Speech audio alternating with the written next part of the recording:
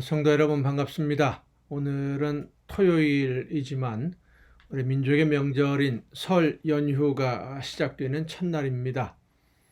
민족의 명절인 설, 새롭게 무엇인가를 시작하는 그런 마음가짐을 다시 한번 가지게 하는 스스로를 다짐해보는 그런 절기입니다.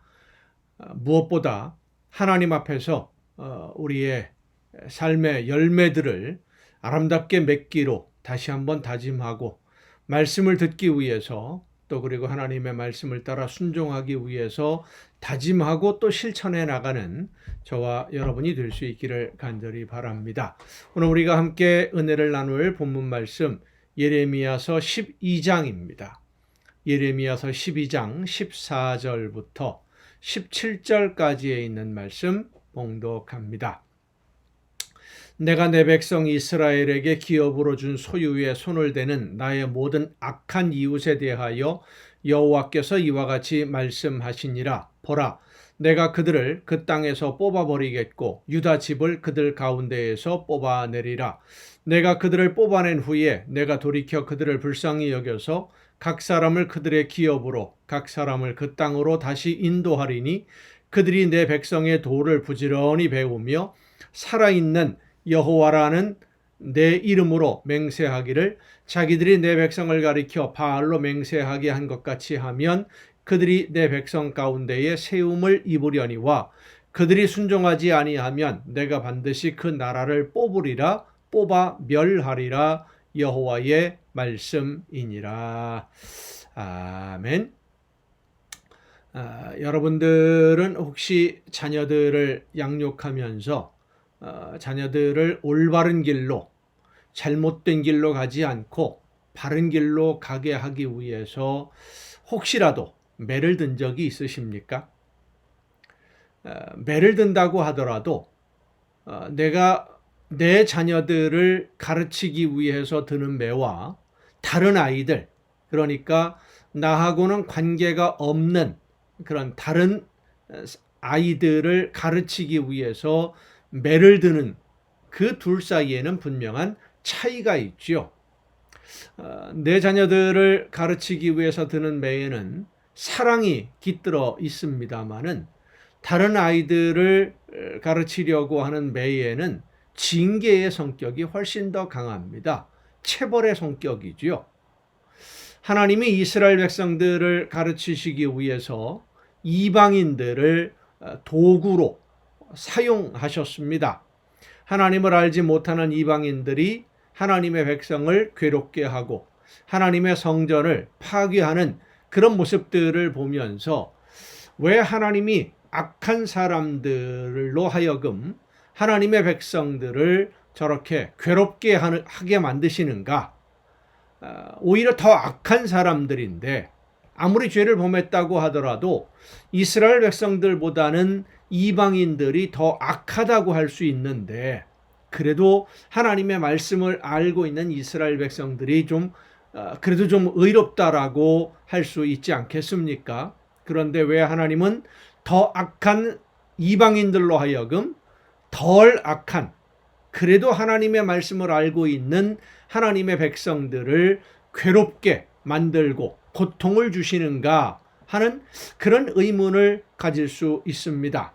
매를 들어 때린다고 한다면 좀 의로운 민족, 하나님의 말씀을 듣고 하나님의 말씀대로 순종하는 민족을 불러와서 이스라엘 백성들을 징계한다면 그래도 이해가 되겠지만 그렇지 않습니까?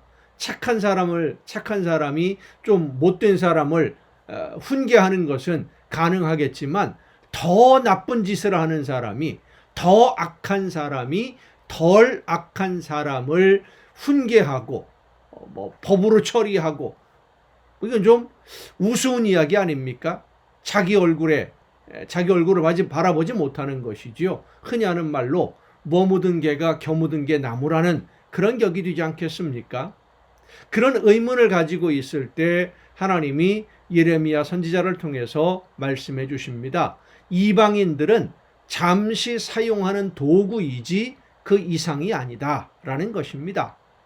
이스라엘 백성, 하나님의 선택한 백성들을 교육하고 훈계하는데 사용하고 나서 그 다음에 할 일이 그들을 심판하시는 거예요.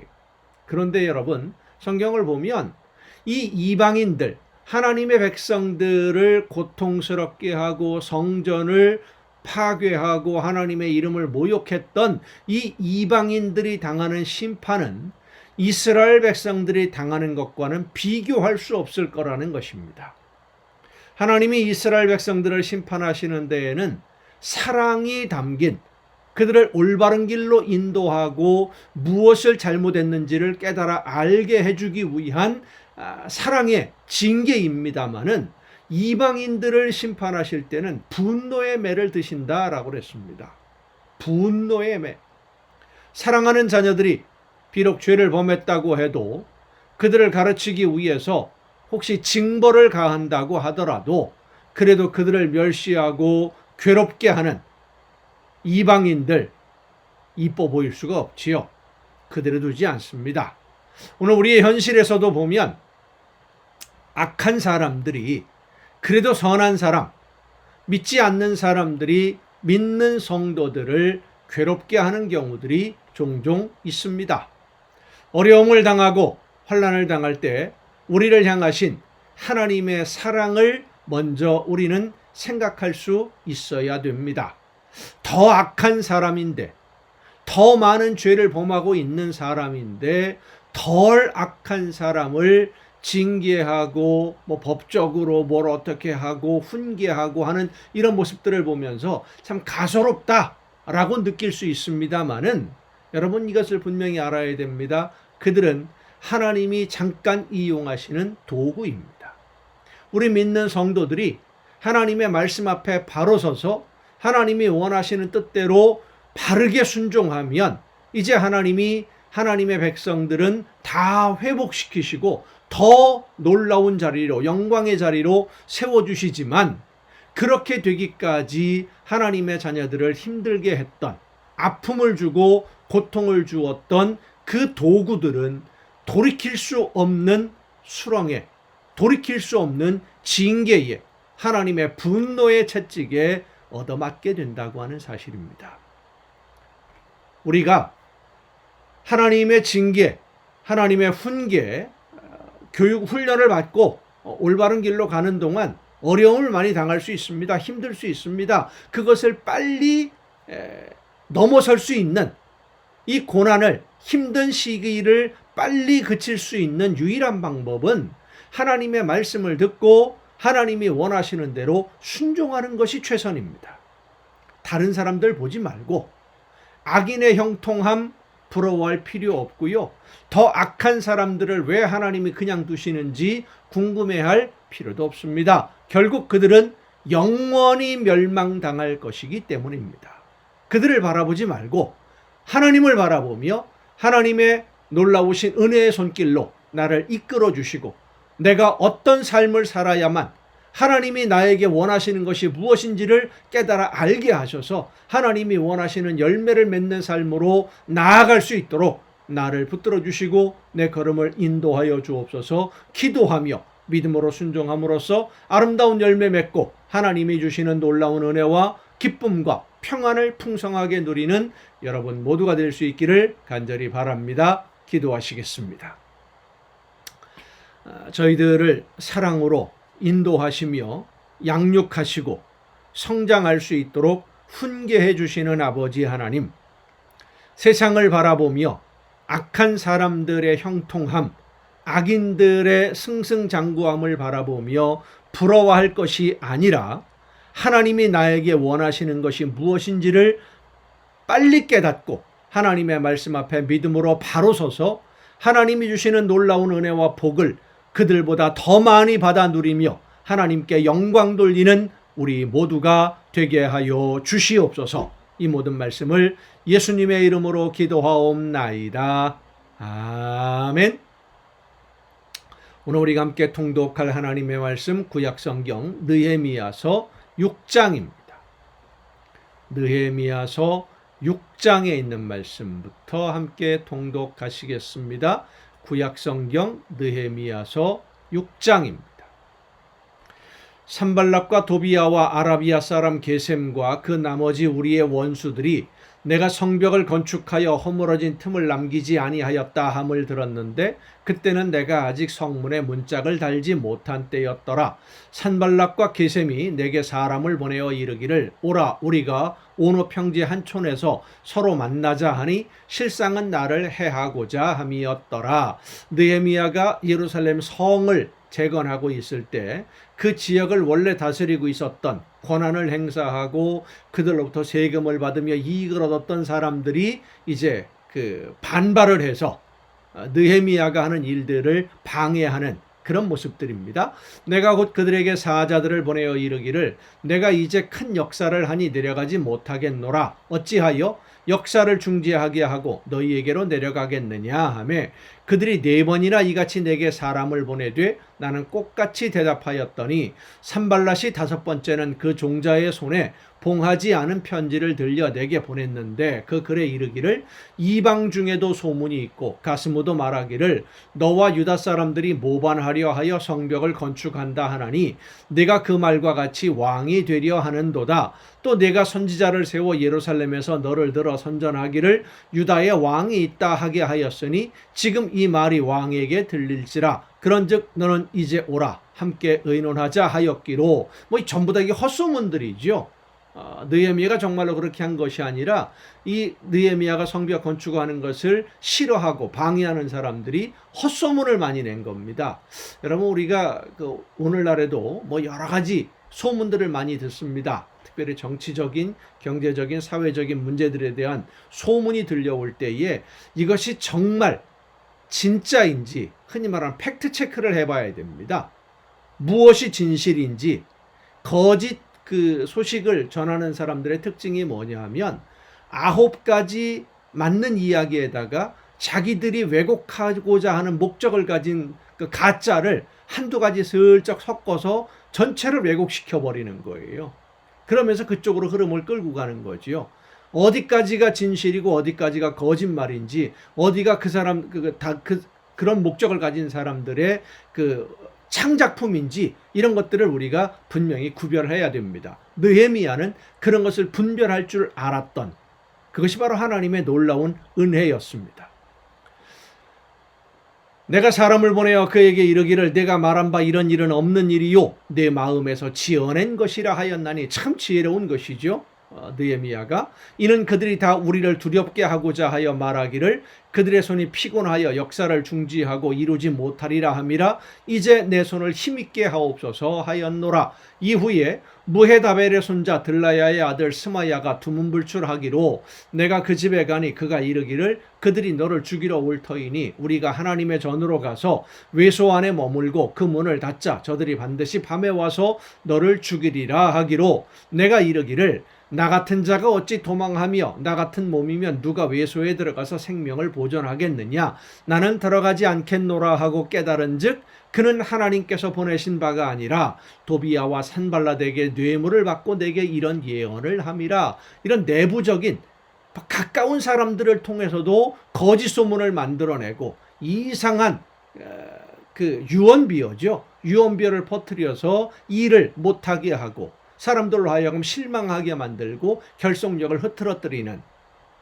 참 못된 사람들이 많습니다. 오늘날에도 이런 일을 하는 사람들이 아주 많이 있죠. 자기들의 이익을 위해서 나라와 민족, 우리 백성들을 전혀 생각하지 않고 나라가 망하든 말든 백성들이 어려움을 당하든 말든 자기만 이익을 얻으면 된다라고 생각하는 못된 사람들이 많이 있습니다. 우리가 그들의 정체를 분명하게 알아야 됩니다. 그들이 뇌물을 준 까닭은 나를 두렵게 하고 이렇게 함으로 범죄하게 하고 악한 말을 지어 나를 비방하려 함이었느니라. 내 하나님이여 도비야와 산발랏과 여선지 노아디아와 그 남은 선지자들 곧 나를 두렵게 하고자 한 자들의 소행을 기억하옵소서 하였노라. 성벽 역사가 52일 만인 엘루월 25일에 끝남에 우리의 모든 대적과 주위에 있는 이방 족속들이 이를 듣고 다 두려워하여 크게 낙담하였으니 그들이 우리 하나님께서 이 역사를 이루신 것을 알미니라. 또한 그때에 유다의 귀족들이 여러 번 도비야에게 편지하였고 도비야의 편지도 그들에게 이르렀으니 그러니까 내부적으로도 그들과 이 예루살렘 성벽을 재건하는 것을 방해하는 사람들과 내통하는 사람들이 있었다는 거예요. 같은 편인 것 같았는데 사실은 내통하는 참 못된 인간들이죠. 자기 이익들을 위해서, 특별히 귀족이다 그러면 이 느헤미야서에 보면 바벨론 포로에서 돌아온 자기 백성들에게 돈을 빌려주고 식량을 빌려주고 그 대가로 땅을 빼앗고 자녀들을 종으로 삼았던 이 사람들이 바로 유다의 귀족이라고 불리우는 이 사람들입니다. 기득권 세력, 요즘 말로 말하면 많이 가지고 있으면서 더 많이 가지려고 하는 욕심 때문에 결국은 이런 일들을 벌입니다. 도비야는 아라의 아들 스가냐의 사위가 되었고 도비야의 아들 여호하난도 베레기야의 아들 무슬람의 딸을 아내로 맞이하였으므로 유다에서 그와 동맹한 자가 많음이라. 그들이 도비야의 선행을 내 앞에 말하고 또 내 말도 그에게 전하매 도비야가 내게 편지하여 나를 두렵게 하고자 하였느니라. 함께 있는 같은 민족이라고 해서 함께 있는 사람들이라서 다 믿을 만한 사람들이 아닙니다. 한편이 아닌 거죠. 이런 모습들을 그들의 속마음과 욕심과 그들의 행동에 차이가 있다라고 하는 것을 명확하게 분별하는 것, 이것도 역시 하나님이 주시는 놀라운 은혜입니다. 이런 지혜를 얻기 위해서 오늘 우리가 기도해야 됩니다. 그래야만 하나님이 원하시는 뜻대로 순종할 수 있기 때문이죠. 7장입니다.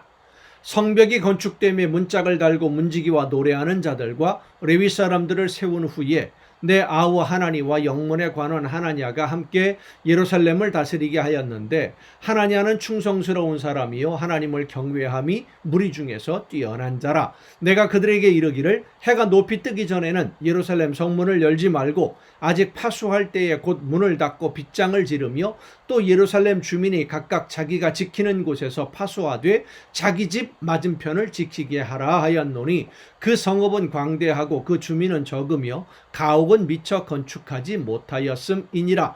내 하나님이 내 마음을 감동하사 귀족들과 민장들과 백성을 모아 그 계보대로 등록하게 하심으로 내가 처음으로 돌아온 자의 계보를 얻었는데 거기에 기록된 것을 보면 옛적에 바벨론 왕 느부갓네살에게 사로잡혀 갔던 자들 중에서 노임을 받고 예루살렘과 유다에 돌아와 각기 자기들의 성읍에 이른 자들 곧 스룹바벨과 예수아와 느헤미야와 아사랴와 라아미야와 나하마니와 모르드게와 빌산과 미스베렛과 비그웨와 느홈과 바하나와 함께 나온 이스라엘 백성의 명수가 이러하니라.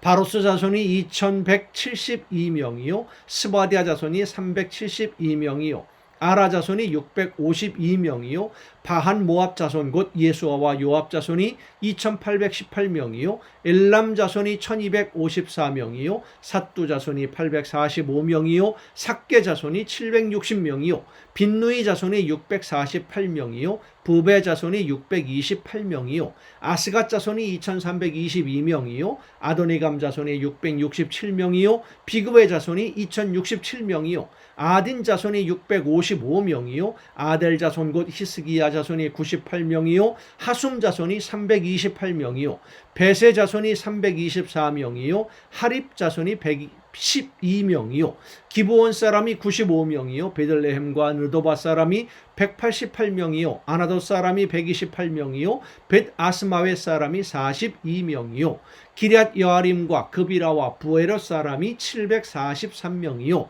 라마와 게바 사람이 621명이요 믹마스 사람이 122명이요 베델과 아이 사람이 123명이요 기타 느보 사람이 52명이요 기타 엘람 자손이 1254명이요 하림 자손이 320명이요 여리고 자손이 345명이요 로드와 하닷과 오노 자손이 721명이요 스나아 자손이 3930명이었느니라. 제사장들은 예수아의 집 여다야 자손이 973명이요 임멜 자손이 1052명이요 바수훌 자손이 1247명이요 하림 자손이 1017명이었느니라. 레위 사람들은 호드야 자손 곧 예수아와 간미엘 자손이 74명이요 노래하는 자들은 아삽 자손이 148명이요 문지기들은 살롬 자손과 아델 자손과 달문 자손과 악굽 자손과 하디다 자손과 소베 자손이 모두 138명이었느니라. 느디님 사람들은 사하 자손과 하수바 자손과 답바옷 자손과 게로스 자손과 시아 자손과 바돈 자손과 르바나 자손과 하가바 자손과 살메 자손과 하난 자손과 깃델 자손과 가할 자손과 르아야 자손과 르신 자손과 느고다 자손과 갓삼 자손과 우사 자손과 바세아 자손과 베세 자손과 무민 자손과 느비스심 자손과 박북 자손과 하그바 자손과 할홀 자손과 바셀릿 자손과 무히다 자손과 히르사 자손과 바르고스 자손과 시스라 자손과 데마 자손과 느시아 자손과 하디바 자손이었느니라. 솔로몬의 신하의 자손은 소대 자손과 소베렛 자손과 브리다 자손과 야알라 자손과 다르곤 자손과 깃델 자손과 스바디아 자손과 핫딜 자손과 보게렛 하스바임 자손과 아몬 자손이니 모두 느디님 사람과 솔로몬 신하의 자손이 392명이었느니라. 덴멜라와 델하르사와 구룹과 앗돈과 인멜로부터 올라온 자가 있으나 그들의 종족이나 계보가 이스라엘에 속하였는지는 증거할 수 없으니, 그러니까 유대인이 아닌지 유대인인지 이스라엘 민족인지 아닌지 구분할 수 없었다는 것이죠. 누구의 우선인지 잘 모르겠다라는 겁니다. 그들은 들라야 자손과 도비야 자손과 느고다 자손이라 모두가 642명이요. 제사장 중에는 호바야 자손과 학고스 자손과 바르실레 자손이니, 바르실레는 길르앗 사람 바르실레의 딸 중에 하나로 아내를 삼고 바르실레의 이름으로 불린 자라. 이 사람들은 계보 중에서 자기 이름을 찾아도 찾지 못하였으므로 그들을 부정하게 여겨 제사장의 직분을 행하지 못하게 하고, 총독이 그들에게 명령하여 우림과 둠빔을 가진 제사장이 일어나기 전에는 지성물을 먹지 말라 하였느니라. 우림과 둠빔을 가진 제사장은 대제사장입니다. 온 회중의 합계는 42,360명이요 그 외에 노비가 7,337명이요 그들에게 노래하는 남녀가 245명이 있었고, 말이 736마리요 노새가 245마리요 낙타가 435마리요 나귀가 6,720마리였느니라. 어떤 족장들은 역사를 위하여 보조하였고, 총독은 금 1,000드라크마와 대접 50과 제사장의 의복 530벌을 보물곡간에 드렸고, 여기서 말하는 이 총독이 바로 느헤미야입니다.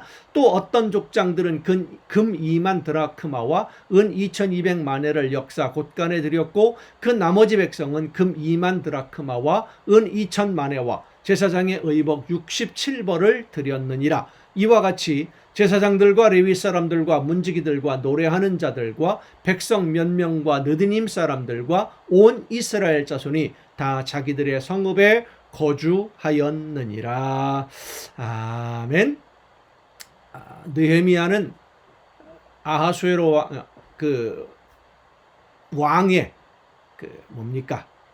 이 술잔을 맡은 고위 관직을 포기하고 하나님의 성전이 있는 예루살렘 성을 건축하기 위해서 자기 개인의 욕심을 포기하고 와서 충성하고 헌신하는 사람이 있었는가 하면, 개인의 이익을 위해서 하나님의 나라는 전혀 상관이 없고 민족도 상관이 없고 이웃도 상관이 없고 나 개인의 이익을 위해서 일하는 그 상황을 이용하는 사람들도 있었다는 것입니다. 같은 유대 민족들 중에서도 예수님을 믿는다고 교회에 함께 있다고 해서 다 똑같이 선한 사람들이 아니라고 하는 사실이죠. 그 중에 여러분은 어디에 속한 것 같습니까? 느헤미야와 함께 하나님의 나라를 위해 최선을 다해서 헌신하고 충성함으로써 하나님께 인정받고 하나님께 칭찬 듣고 하나님께 영광을 돌리는 여러분이 될 수 있기를 간절히 바랍니다. 오늘도 여러분 수고 많으셨습니다. 내일은 거룩한 주일입니다. 그리고 설날인데 함께 예배하고 또 저녁 이 시간 우리 민족의 명절이라서 온 가족들이 함께 모입니다마는 이 가정 예배 시간을 잊지 마시고 함께 참여하셔서 함께 하나님의 은혜를 나눌 수 있는 귀한 시간, 내일 가정 예배 시간에 여러분 다시 뵙겠습니다. 내일 뵙겠습니다.